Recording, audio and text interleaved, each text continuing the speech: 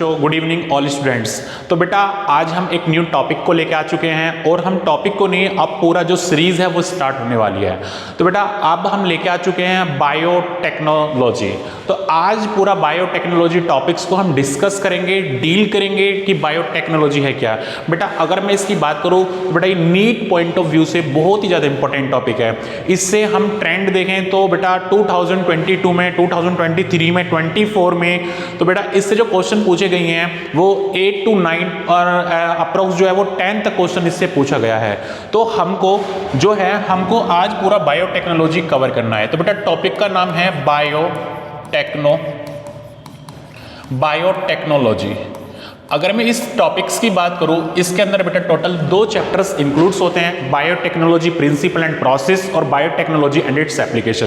बेटा अपनी कॉपी किताब लेके बैठिएगा और मेरे साथ जो भी मैं नोट्स करूं, जो भी मैं आपको एक्सप्लेन करूं, आप उसको अच्छे से समझिएगा। बेटा आपको ये board of point of view से देखें, नीट के पॉइंट ऑफ व्यू से देखें तो सबसे हाईएस्ट वेटेज का चैप्टर है ये। तो इसलिए हमने ये चैप्टर्स को आपको स्टार्ट करा रहे हैं। तो बेटा ये बायोटेक्नोलॉजी को पढ़ने वाले हैं। सबसे पहले इस चैप्टर्स के अंदर हम जो पढ़ेंगे इस चैप्टर का, हम सबसे पहला चैप्टर पढ़ेंगे बेटा बायोटेक्नोलॉजी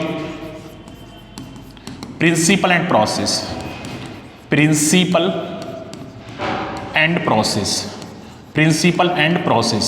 तो बेटा इस चैप्टर को सबसे पहले पढ़ेंगे। सेकंड चैप्टर जो आता है इसके अंदर, तो बेटा वो आता है हमारा बायोटेक्नोलॉजी एंड इट्स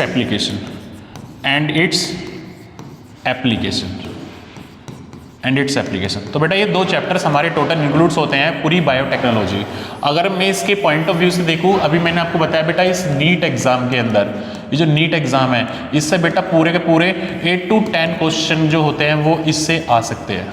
मतलब 8 to 10 क्वेश्चन, मतलब कि अगर मैं बात करूं ये जो बेटा टोटल जो होता है ये 32 से लेके 40 मार्क्स का ये हमारा पूरा चैप्टर्स होते हैं, ये दोनों चैप्टर्स। और ये बोर्ड के पॉइंट ऑफ व्यू से बहुत इंपॉर्टेंट है। तो सबसे पहले हम एक चैप्टर को स्टार्ट करेंगे जिसका नाम है बेटा biotechnology principle and process.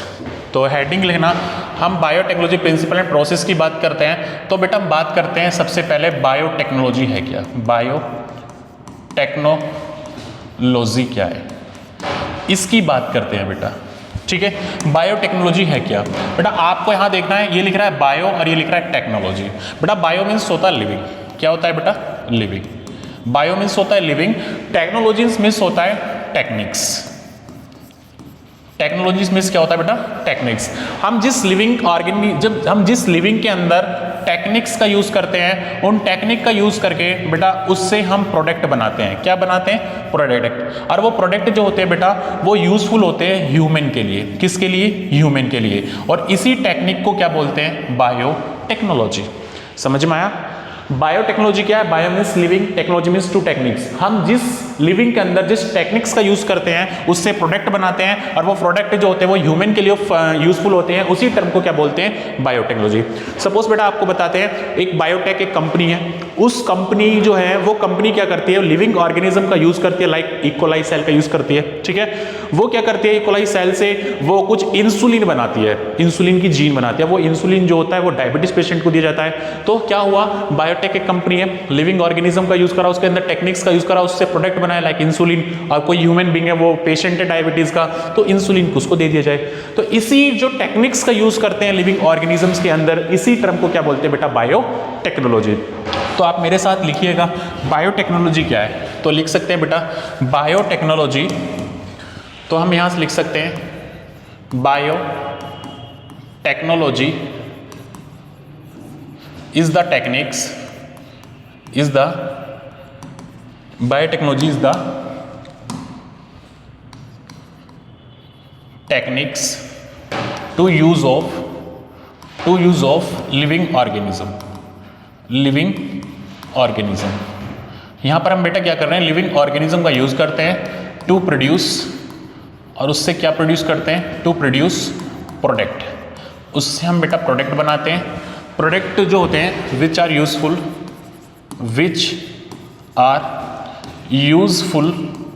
For human, जो बेटा ह्यूमंस के लिए वो क्या करते हैं, फायदेमंद होते हैं। तो इसी टेक्निक को क्या बोलते हैं बेटा, बायोटेक्नोलॉजी बोलते हैं। आई होप आपको समझ में आया होगा।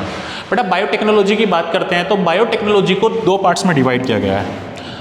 टाइप्स ऑफ बायोटेक, हम बात करते हैं टाइप्स ऑफ बायोटेक्नोलॉजी।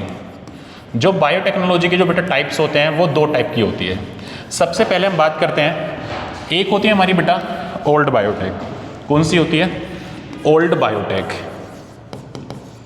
एक होती है बेटा ओल्ड बायोटेक्नोलॉजी, जिसका दूसरा नाम बेटा क्या होता है? Traditional biotech. ट्रेडिशनल बायोटेक, ये हमारी सेकंड पॉइंट। या सेकंड की बात करते हैं बेटा, एक होता हमारा न्यू बायोटेक, न्यू बायोटेक, या इसी को हम बोलते हैं बेटा मॉडर्न बायोटेक्नोलॉजी, मॉडर्न बायोटेक्नोलॉजी। ठीक है, अब ओल्ड बायोटेक, ये न्यू मॉडर्न बायोटेक क्या होता है, इसकी अगर मैं बात करूं तो बेटा इसमें हम बात करते हैं, इसमें हम क्या होता है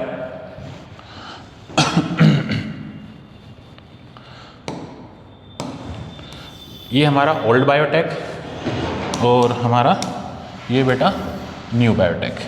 तो हम बात करते हैं इसमें ओल्ड बायोटेक। आप सभी ने, आप जानते हो, जब हम कर्ड का फॉर्मेशन करते हैं तो मिल्क को एक किसमें रखते हैं? एक टेम्परेचर पर रखते हैं, जिसके अंदर हमारा लैक्टोबैसिलस बैक्टीरिया होता है, तो उसी को ही हम बेटा ओल्ड बायोटेक बोलते हैं। इसमें क्या करते हैं बेटा? Use of natural power of microorganism, microorganism. तो बेटा इसके अंदर क्या करते हैं? Use of natural power of microorganism to produce product, to produce product. बेटा हम इसमें क्या करेंगे? माइक्रो ऑर्गेनिज्म का यूज करके उससे प्रोडक्ट बनाएंगे which are useful for humans. और बेटा वो किसके लिए यूजफुल होगा? ह्यूमंस के लिए यूजफुल होगा। फॉर एग्जांपल, मिल्क से किसका फॉर्मेशन होना बेटा? कर्ड का फॉर्मेशन होना। किसकी हेल्प से? बेटा एक बैक्टीरिया होता है, आपने नाम सुना होगा लैक्टोबैसिलस, लैक्टोबैसिलस। अब ये कैसे काम करता है? तो मेरी बात जरा ध्यान से सुनना। सपोज बेटा ये हमारा ये बीकर है, ठीक है, इस बीकर के अंदर क्या है बेटा? इसके अंदर बेटा ये मिल्क रखा हुआ है। क्या रखा हुआ है? मिल्क। और हम क्या करते हैं? ये हमारा कर्ड है, ये हमारा क्या है बेटा? कर्ड। और इस कर्ड के अंदर क्या है? इस कर्ड के अंदर बेटा लैक्टोबैसिलस बैक्टीरिया है। लैक्टोबैसिलस बैक्टीरिया प्रोड्यूस करता है LAB। LAB का मतलब होता है बेटा लैक्टिक एसिड बैक्टीरिया। हम क्या करते हैं? जब इस कर्ड को हम इसके अंदर डालते हैं तो बेटा जब ये कर्ड जब इसके अंदर आती है तो क्या होता है? ये कर्ड यहाँ पर आ चुकी है, ये क्या करेगी बेटा? ये लैक्टिक एसिड बैक्टीरिया रिलीज करेगी। जब ये लैक्टिक एसिड बैक्टीरिया प्रोड्यूस करेगी तो उसके बाद क्या करेगा? ये कोएगुलेट होने लग जाएगा और कुछ समय बाद बेटा ये मिल्क से कर्ड का फॉर्मेशन हो जाएगा। ठीक है, एक टेम्परेचर पर हम इसको मिल्क को रखने वाले हैं। तो बेटा इसके अंदर क्या हुआ? लैक्टोबैसिलस गया, वो अपनी नेचुरल पावर का यूज किया और उससे इनने किसका फॉर्मेशन कर दिया? कर्ड का फॉर्मेशन कर दिया। And this technique is called old biotech या ट्रेडिशनल बायोटेक। बात करते हैं न्यू बायोटेक या मॉडर्न बायोटेक में क्या होता है। बेटा इसमें क्या होता है? इसमें क्या करते हैं बेटा? जब न्यू बायोटेक या मॉडर्न बायोटेक्नोलॉजी पढ़ते हैं, इसमें हम जेनेटिकली इंजीनियरिंग का यूज करते हैं। किसका? जेनेटिकली इंजीनियरिंग का यूज करते हैं। Use of genetically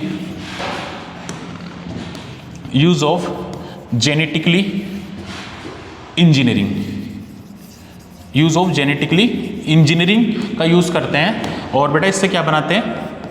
genetically engineering का यूज करके बेटा recombinant DNA technology, recombinant DNA technology का यूज करते हैं। जेनेटिकल इंजीनियरिंग का यूज करके टू फॉर्म, हम इसमें क्या करते हैं बेटा? Recombinant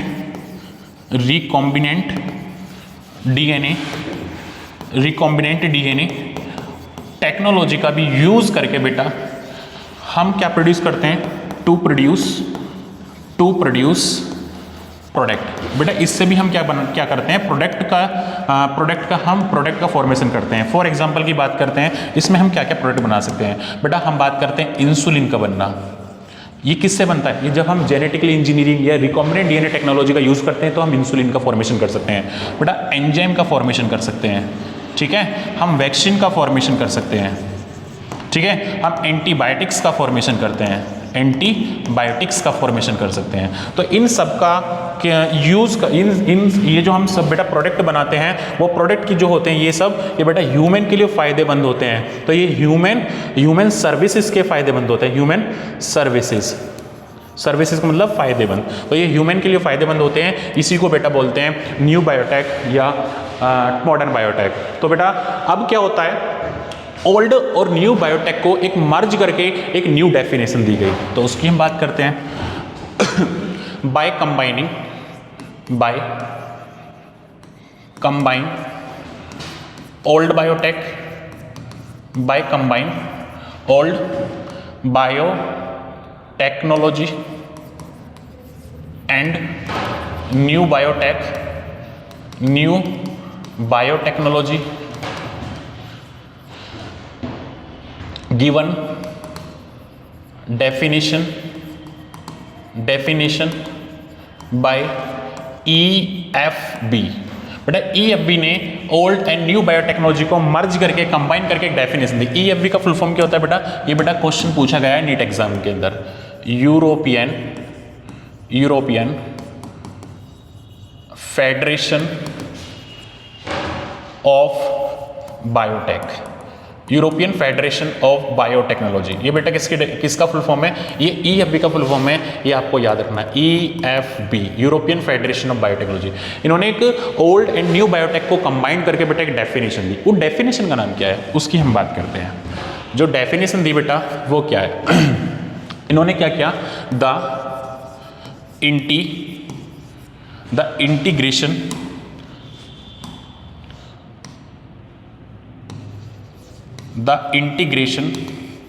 of natural science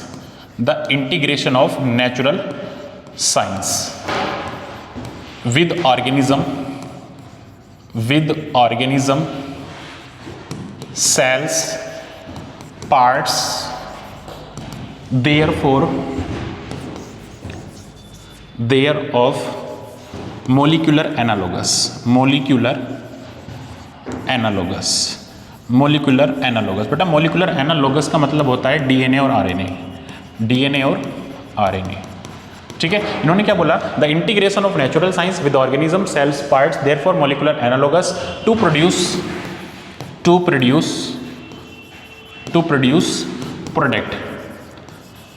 product which are useful for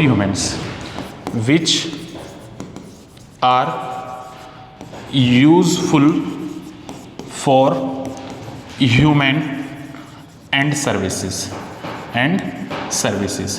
बेटा इन्होंने क्या किया, तो ध्यान से सुनना आप सभी लोग। सर्विसेज, तो बेटा सपोज ये कोई भी इकोलाई सेल है, ठीक है, इस इकोलाई सेल के अंदर बेटा, इस इकोलाई सेल के अंदर ये क्या है, इसका एक खुद का डीएनए है बेटा, इसका खुद का क्या है, डीएनए है। तो इन्होंने क्या किया, ये हमारी इकोलाई सेल है बेटा, ठीक है ना।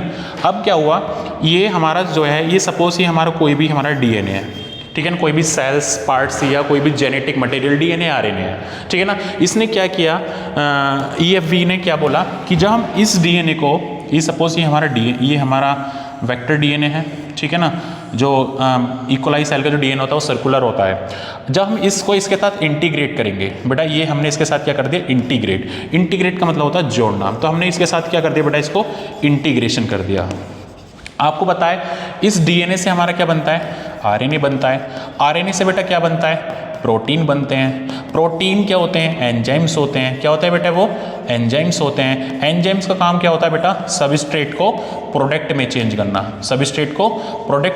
करना। अच्छा आप मुझे बताओ, क्या हमने आप मुझे बताइए बेटा, डीएनए को इसके साथ इंटीग्रेट किया, क्या डीएनए से आरएनए प्रोटीन क्या अपना आप बना? तो बेटा ये जो बना, यहाँ चली हमारी नेचुरल साइंस। क्या चली बेटा, यहाँ पर नेचुरल साइंस, यहाँ पर हमारी नेचुरल साइंस चली। नेचुरल साइंस चल के बेटा प्रोडक्ट बना, और वो प्रोडक्ट जो होता है वो किसके लिए यूजफुल होगा, ह्यूमन के लिए यूजफुल होगा। तो इन्होंने, मैंने ये तो बोला, EFB ने एक डेफिनेशन दी, the integration of natural science. Natural science के साथ हमने इंटीग्रेट किया विद ऑर्गेनिज्म या सेल या पार्ट। हम किसी ऑर्गेनिज्म का सेल या पार्ट्स या मॉलिक्यूलर एनालॉगस मतलब डीएनए और आरएनए, और उससे प्रोड्यूस क्या हुए, प्रोडक्ट हुए। वो किसके लिए फायदेमंद हुए, ह्यूमन के लिए, ह्यूमन की सर्विसेज के लिए फायदेमंद हुए बेटा। ये आपको अच्छे से लर्न करना है, समझ में आ गया। तो यहाँ से क्वेश्चन क्या बनता है, EFB का फुल फॉर्म क्या होता है? EFB का फुल फॉर्म होता है यूरोपियन फेडरेशन ऑफ बायोटेक्नोलॉजी। इन्होंने कंबाइन करके डेफिनेशन दी, the integration of natural science with organism cell parts therefore molecular analogous DNA और RNA to produce product which are useful for human and services. बेटा बहुत important है। उसके बाद क्या हुआ, उसके बाद हम बात करते हैं तो बेटा इसके बाद बात आती है बेटा जेनेटिक इंजीनियरिंग के फादर कौन है? तो हम बात करते हैं फादर ऑफ जेनेटिक इंजीनियरिंग। किसकी बात करते हैं? Father of genetic engineering. Genetic engineering के भीतर फादर कौन है, क्या आपको पता है? पता है तो बेटा कमेंट्स करिए। पता है तो बेटा जेनेटिक इंजीनियरिंग का फादर है बेटा पॉल बर्ग। कौन है? पॉल बर्ग।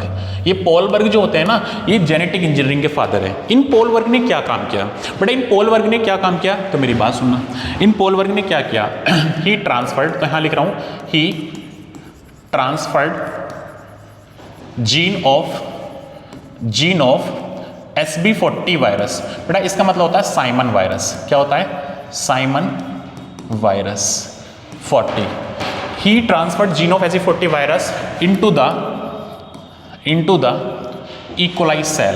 किसके अंदर? E coli cell by the help of lambda bacteriophage. ठीक है, कैसे किया? तो मेरी बात जरा ध्यान से सुनना बेटा। सपोज ये कोई हमारा वायरस है, ये हमारा क्या है? ये हमारा वायरस है। वायरस के अंदर बेटा ये हमारा क्या है? जेनेटिक मटेरियल DNA है। और बेटा यहाँ पर कोई भी ये क्या है? हमारी इकोलाई सेल है। ठीक है ना, ये हमारी इकोलाई सेल है। ये हमारी क्या है बेटा? इकोलाई सेल है। अब इसके अंदर क्या हुआ? इन्होंने क्या किया? इन्होंने जो जेनेटिक मटेरियल है, ठीक है ना, he transferred gene of SB40 virus, simian virus. तो ये जो जीन है बेटा, ये हमारी जो वायरस की जीन है, ये हमारी SB40 वायरस की जीन है। अब इसको जीन को क्या कर दिया? इसके अंदर ट्रांसफर कर दिया। ठीक है, किसकी हेल्प से? लैम्डा बैक्टीरियोफेज की हेल्प से इन्होंने क्या कर दिया? ट्रांसफर कर दिया। और इसी को क्या बोलते हैं? ये किसने किया? ये पॉल बर्ग ने किया। इन्होंने काम किया SB40 वायरस की जीन को इकोलाई सेल के अंदर ट्रांसफर करना bye the help of lambda bacteriophage. ये हमारा पॉल बर्ग ने किया। समझ में आ गया होगा? ठीक है बेटा। अब बेटा बस बात आती है, फर्स्ट रिकॉम्बिनेंट DNA किसने फॉर्म किया? क्या बोला मैंने? First recombinant DNA formed. First recombinant DNA किसने फॉर्म किया बेटा? याद ना, Stanley Cohen and Herbert Boyer. बेटा इन्होंने फर्स्ट रिकॉम्बिनेंट DNA फॉर्म किया। फर्स्ट रिकॉम्बिनेंट DNA किसने फॉर्म किया? Stanley Cohen and Herbert Boyer. बेटा ये डायरेक्टली क्वेश्चन पूछा जाता है, फर्स्ट रिकॉम्बिनेंट DNA किसने फॉर्म किया? ठीक है ना। और फादर ऑफ जेनेटिक इंजीनियरिंग कौन है बेटा? वो हमारे पॉल बर्ग थे। इन्होंने क्या काम किया? इन्होंने ये काम किया। अब बात करते हैं रिकॉम्बिनेंट DNA एक्चुअली बनता क्या है, रिकॉम्बिनेंट DNA होता क्या है? ठीक है, इसकी बात करते हैं। अच्छा बेटा आप मुझे बताओ, सबसे पहले अगर मैं बात करता हूँ, देखो बेटा इधर देखो, ये सपोज ही हमारी कोई भी ये इकोलाई सेल है। क्या सेल है बेटा? ये हमारी इकोलाई सेल है। अच्छा अगर मैं इस इकोलाई सेल की बात करूं, आप मुझे बताओ एंटीबायोटिक्स का काम क्या होता है? सपोज ये मैंने एंटीबायोटिक्स ली, आप मुझे बताओ बेटा एंटीबायोटिक्स का काम क्या है? एंटीबायोटिक्स का काम क्या है? सपोज हमको कोई भी फीवर हो रहा है, कोई भी डिजीज हो रही है, अगर हम एंटीबायोटिक्स ले रहे हैं तो उसको किल करने का काम करता है। ये बैक्टीरिया है, ये इकोलाई क्या बेटा? ये हमारा एक बैक्टीरिया है। आप मुझे बताइए अगर मैं इसके ऊपर एंटीबायोटिक्स का एक्सप्रेशन करूंगा तो ये बैक्टीरिया किल हो जाएगा? यस किल हो जाएगा। होगा नहीं हुआ तो ये बैक्टीरिया क्या हो जाएगा? किल हो जाएगा बेटा। ठीक है, क्यों किल हो गया? क्योंकि इसके जो बैक्टीरिया है इसको एंटीबायोटिक्स किल कर दिए। बेटा एक और की बात करते हैं, ठीक है ना। अगर मैं बात करूं तो ये सपोज ये भी हमारा कोई बैक्टीरिया है, इसके ये भी हमारी इकोलाई सेल है। अब ये क्या है? ये भी हमारी क्या है? इकोलाई सेल बैक्टीरिया है। बट इसके अंदर बेटा क्या हुआ है? इसके अंदर हमारा जो है ना, इसके अंदर हमारा DNA जेनेटिक मटेरियल है और इस पर एक हमारी जीन बैठी हुई है। क्या बैठी हुई है? जीन। उस जीन का नाम है बेटा antibiotic resistant gene. Antibiotic resistance gene, इसके ऊपर बेटा हमारी एंटीबायोटिक रेजिस्टेंट जीन है। अभी एंटीबायोटिक रेजिस्टेंट जीन क्या करेगी, अगर मैं इसके ऊपर एंटीबायोटिक्स का एक्सप्रेशन करूं तो बेटा ये एंटीबायोटिक्स क्या कर रही है, यहाँ पर इसको बैक्टीरिया को किल नहीं कर रही है। क्यों नहीं कर रही है, क्योंकि यहाँ पर अंदर क्या बैठी हुई है, एंटीबायोटिक रेजिस्टेंट जीन बैठी हुई है। ये एंटीबायोटिक, ये एंटी का काम कर रही है, ठीक है, ये इसको किल नहीं कर रही है, अरे इसको किल कर रही है। क्यों इसको किल क्यों नहीं कर रही, क्योंकि बेटा इसके अंदर क्या प्रेजेंट है, एंटीबायोटिक रेजिस्टेंट जीन प्रेजेंट है। तो आपको एक बात याद रखना है, चाहे इसके ऊपर कितना भी एंटीबायोटिक्स डालो ये कभी किल नहीं होगी, क्योंकि बेटा इसके अंदर क्या प्रेजेंट है, एंटीबायोटिक रेजिस्टेंट जीन प्रेजेंट है। ये किल क्यों होगी, क्योंकि इसके अंदर एंटीबायोटिक जीन एब्सेंट है, ठीक है। अगर मैं बात करूं, ध्यान से सुनो, इसके अंदर मुझे बेटा इकोलाई सेल के अंदर मुझे इस इकोलाई सेल के अंदर अगर एंटीबायोटिक रेजिस्टेंट जीन पहुंचानी है तो कैसे पहुंचाएंगे, सुनो बेटा। सपोज ये हमारी कोई भी एंटीबायोटिक रेजिस्टेंट जीन है, ये कौन सी जीन है बेटा, एंटीबायोटिक, ये हमारी जो है बेटा एंटीबायोटिक रेजिस्टेंट जीन है। अब इस एंटीबायोटिक रेजिस्टेंट जीन को कैसे हम इसके साथ पहुंचा सकते हैं, तो देखो बेटा ये हमने किया, ये हमने लिया वेक्टर, ये हमारे क्या बेटा, ये हमारा सपोज वेक्टर है, ठीक है ना। वेक्टर को क्या करेंगे, इसके साथ हम क्या करेंगे, ज्वाइन कर देंगे। तो हमने क्या किया, इस एंटीबायोटिक रेजिस्टेंट जीन को हमने क्या किया, इसके साथ ज्वाइन कर दिया। बेटा इसी डीएनए को हम बोलते हैं आरडीएनए। क्या बोलते हैं बेटा, आरडीएनए। इसी को बोलते हैं रिकॉम्बिनेंट डीएनए। रिकॉम्बिनेंट डीएनए तब बोलते हैं जब हम डिजायर्ड जीन को वेक्टर डीएनए के साथ लाइगेट कर देते हैं, तो बेटा हमारा क्या बन जाता है, आरडीएनए। क्या बन जाता है, आरडीएनए। समझ में आ रहा है, ठीक है। अब क्या करेंगे, इस डीएनए को हम इसके अंदर क्या कर देंगे, ट्रांसफर कर देंगे। जब हम इसके अंदर इस डीएनए को ट्रांसफर कर देंगे तो आप मुझे बताइए, क्या ये अब इसके ऊपर एंटीबायोटिक्स डालेंगे, क्या किल होगी, नहीं होगी, क्योंकि इसके अंदर क्या प्रेजेंट है, अब इसके अंदर बेटा क्या प्रेजेंट है, एंटीबायोटिक रेजिस्टेंस जीन प्रेजेंट है। आई होप आपको समझ में आया होगा, ठीक है। तो फर्स्ट रिकॉम्बिनेंट डीएनए किसने फॉर्म किया, स्टैनलैंड कोहन ने, ठीक है। ये आपको बातें समझ में आना चाहिए। तो बेटा अब थोड़ा सा और पढ़ लेते हैं, उसको फिर लेक्चर को एंड कर लेते हैं, ठीक है। इधर देखो बेटा, अब बात करते हैं कि हम बात करते हैं स्टेप्स ऑफ बायोटेक। हम बायोटेक की स्टेप्स की बात करते हैं, कैसे हम बायोटेक को लेके जाने वाले हैं आगे, इसकी बात करते थे, ठीक है बेटा। तो सुनो, थोड़ा सा हो रहा है बस, इसकी बात करते हैं। तो बेटा आप देखो जरा, सपोज ये कोई सेल है, क्या है, कोई भी सेल है। इस सेल के अंदर बेटा हमारा डीएनए है। क्या है इसके अंदर हमारा, ये हमारा क्या है, ये हमारा डीएनए है बेटा। सबसे पहले स्टेप में क्या होगा बेटा, सबसे पहले हम क्या करेंगे, आइसोलेशन ऑफ डीएनए। क्या करेंगे हम सबसे पहले, आइसोलेशन ऑफ डीएनए। सबसे पहले बेटा हम डीएनए को आइसोलेट करेंगे, मतलब डीएनए को क्या करेंगे, बाहर निकालेंगे। ये फर्स्ट स्टेप होगी। सेकंड स्टेप में बेटा हम क्या करेंगे, इसको कट करेंगे आरी से। किससे करेंगे, कट बाय आरी। तो हम इसको क्या करेंगे, कट बाय आरी। बेटा यहाँ आरी का मतलब होता है रेस्ट्रिक्शन एंडोन्यूक्लियस, रेस्ट्रिक्शन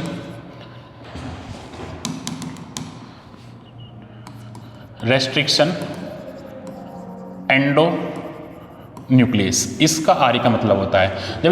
जब इसको बेटा हम कट करेंगे तो इसके क्या होंगे, क्या फ्रेगमेंट बन जाएंगे बेटा, ठीक है। इसमें क्या हो जाएंगे, फ्रेगमेंट। तो हमने सबसे पहले सेल है बेटा, इस सेल की हमारी सेल मेम्ब्रेन होती है, सेल वॉल होती है। सेल वॉल सेल मेम्ब्रेन को ब्रेक करेंगे, पहले डीएनए को आइसोलेट करेंगे, फिर आरी से कट करेंगे, फिर हमारा डीएनए बनेगा।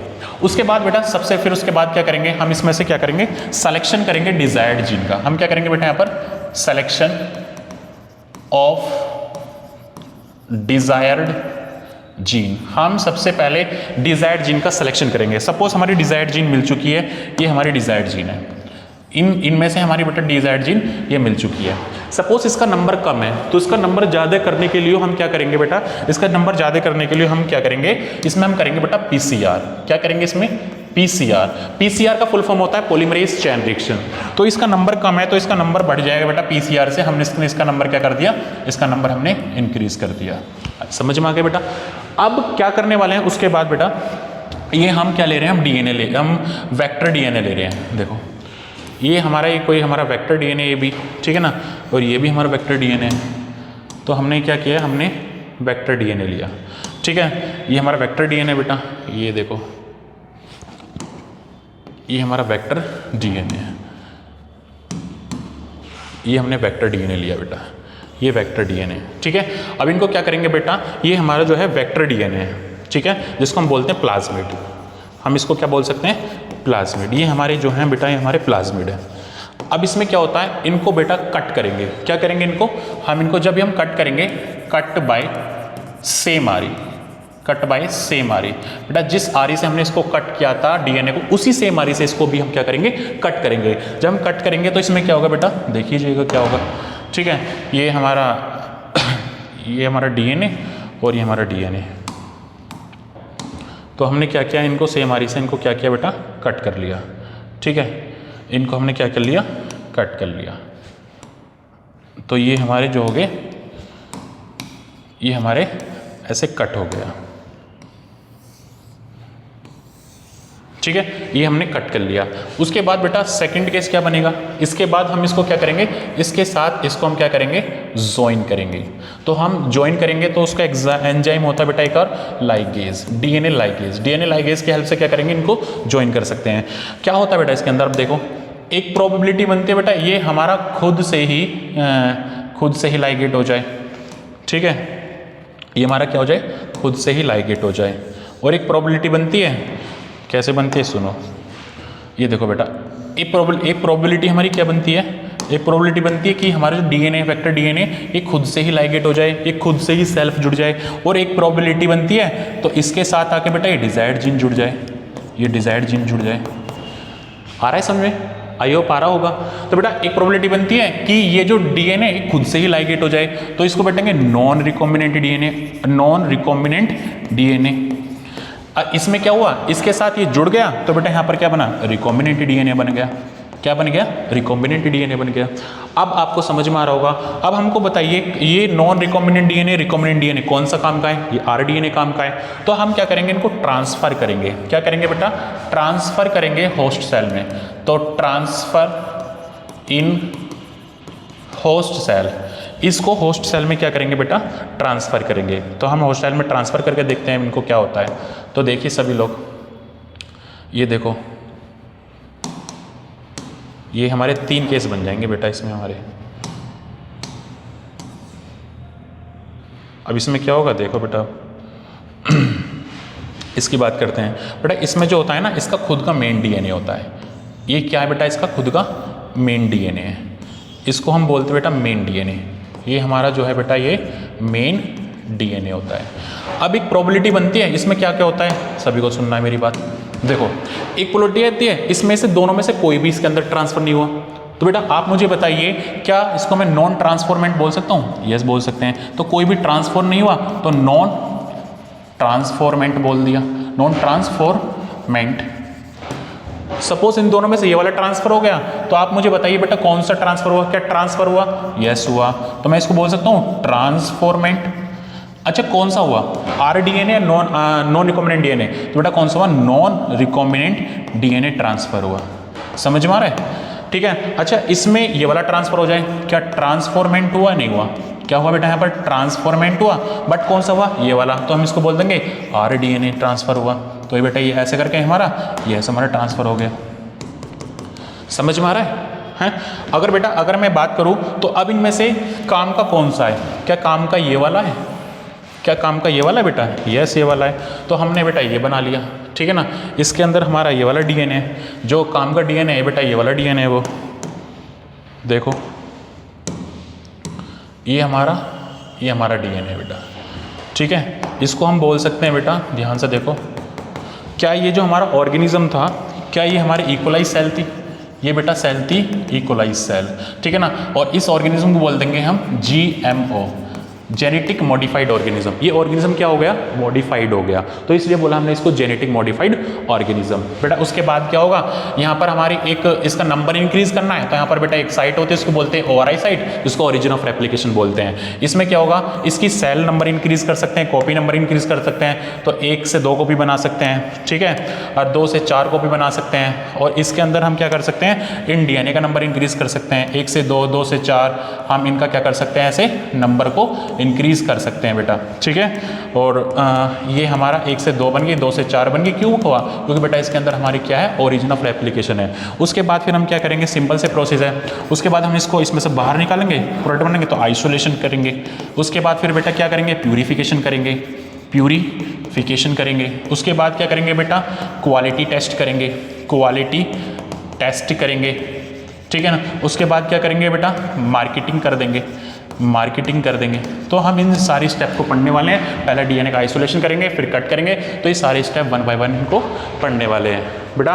यहाँ तक के प्रोसेस जो होता है, यहाँ पर हमारा चलता है पूरा जेनेटिक इंजीनियरिंग, उसके बाद की चलती है बायो प्रोसेस इंजीनियरिंग, और उसको नेक्स्ट लेक्चर में हम आपको देखने वाले हैं बेटा। आई होप आपको वीडियो पसंद आए। तो ये पूरा बायोटेक्नोलॉजी का है, हैंड रिटन नोट्स बनाना, अच्छे से वर्क करना, और ये सारे के सारे ये हमने क्या कर दिया आपको, ये अच्छे से हमने इसको बता दिया है। तो अच्छे से आप क्या करना है, इसको पढ़ाई करना, ठीक है। और आई होप आपको वीडियो पसंद आए, तो वीडियो को लाइक करना। Thank you so much, wish you all the best.